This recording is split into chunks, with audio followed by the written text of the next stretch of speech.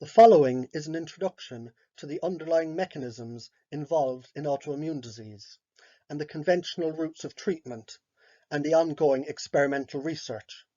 I'll follow this video with some basic herbal, supplemental and dietary advice for autoimmune conditions. I also intend to get around to doing more specific protocols for some of the 80 different types of autoimmune diseases, so be sure to check out my website to see if your condition is covered in one of my videos. For example, the natural treatment and support protocols for multiple sclerosis, chronic fatigue, type 1 diabetes, asthma, Graves' disease, polymyalgia rheumatica, fibromyalgia, rheumatoid arthritis, and psoriasis are already covered and uploaded by me. Autoimmune disease refers to any of a group of diseases or disorders in which the tissue injury is associated with a humoral and/or a cell-mediated immune response to body constituents, or, in a broader sense, an immune response to the self. The pathological immune response may be systemic or organ-specific.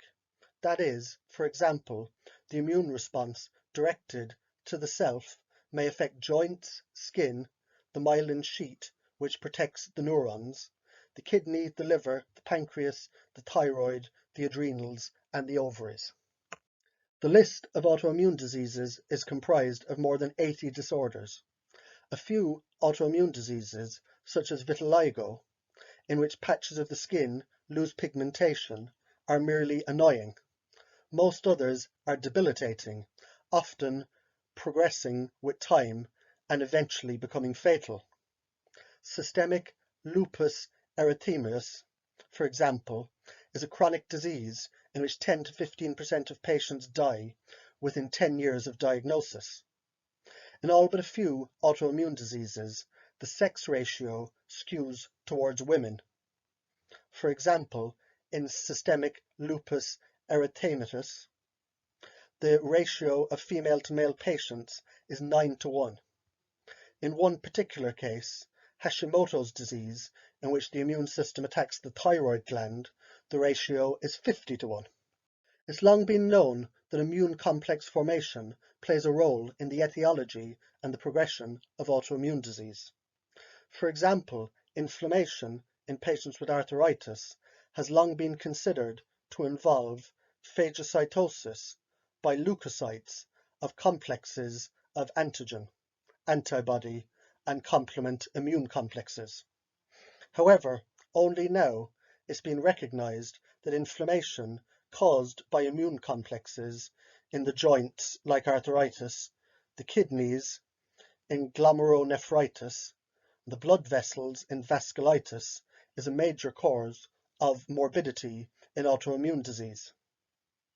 Increased immune complex formation correlates with the presence of antibodies directed to self, or so-called autoantibodies, and the presence of the latter can also contribute to tissue inflammation, either as part of an immune complex or unbound to antigen, which is free antibody.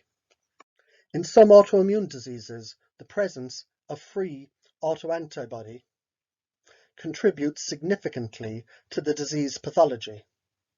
This has been clearly demonstrated, for example, anti-DNA antibodies, immune thrombocytopenia, where antibody response is directed to the platelets, and to a lesser extent, rheumatoid arthritis, where the IgG reactive rheumatoid factor occurs. The important role of immune complexes and free autoantibodies is further demonstrated by the fact that successful treatment of certain autoimmune diseases has been achieved by the removal of immune complexes and free antibodies by means of specific immune adsorption procedures. For example, the use of an apheresis procedure in which immune complexes and antibodies are removed by passing the patient's blood through an immunoaffinity column was approved by the US FDA in 1987 for immune thrombocytopenia, and in 1999 for rheumatoid arthritis, However, currently, there's no approved method for the treatment of autoimmune diseases which facilitates the elimination of immune complexes and autoantibodies by administration of an oral drug. Another aspect of the etiology and the progression of autoimmune disease is the role of pro-inflammatory cytokines. Under normal circumstances, pro-inflammatory cytokines such as tumor necrosis factor alpha, TNF-alpha, and interleukin-1 play a protective role in the response to infection and cellular stress. However, the pathological consequences which result from chronic and/or excessive production of TNF-alpha and IL-1 are believed to underlie the progression of many autoimmune diseases such as rheumatoid arthritis, Crohn's disease, inflammatory bowel disease, and psoriasis. Other pro-inflammatory cytokines, including interleukin-6, interleukin-8, interleukin-17, and granulocyte macrophage colony stimulating factors are also implicated. Naturally occurring CD4, CD25, and regulatory T cells, known as Tregs, play a critical role in the control of periphery tolerance to self-antigens. Interestingly, they also control immune response to allergens and transplant antigens. Recent studies in animal models have shown that adaptive transfer of CD4, CD25, and Tregs can prevent or even cure allergic and autoimmune diseases and appear to induce transplantation tolerance. So, adaptive cell therapy using patient-specific CD4, CD25, and Tregs has emerged as an individualized medicine for the treatment of inflammatory diseases, including allergy, autoimmune disease, and transplant rejection. Furthermore, strategies to activate and expand antigen-specific CD4 and CD25 and Tregs in vivo using pharmacological agents may represent a novel avenue for drug treatment. The interaction of leukocytes with the vessel's endothelium to facilitate the extravasation into the tissue represents a key process of the body's defense mechanism. Excessive recruitment of leukocytes into the inflamed tissue in chronic diseases like autoimmune disorders could be prevented by interfering with the mechanisms of leukocyte extravasation. Significant progress in elucidating the molecular basis of the trafficking of leukocytes from the bloodstream to the extravascular tissue has been achieved that enables new strategies for therapeutic approaches. The multi-step process of leukocyte rolling, firm adhesion, and transmigration to the endothelial wall is facilitated by a dynamic interplay of adhesion receptors on both leukocytes and on endothelial cells, as well as on chemokines. In preclinical studies using various animal models, promising results have been obtained, demonstrating the blocking of adhesion receptors of the selectin and the integrin families improved the inflammation process in models of ulcerative colitis, autoimmune encephalomyelitis, or contact hypersensitivity. In addition to the targeting of adhesion receptors by antibodies, small molecules that mimic epitopes of adhesion receptor ligands have been developed and successfully applied in animal models. Clinical studies revealed a limited response using antibodies to selectins or leukocyte function associated with antigen LFA1 integrins compared with animal models.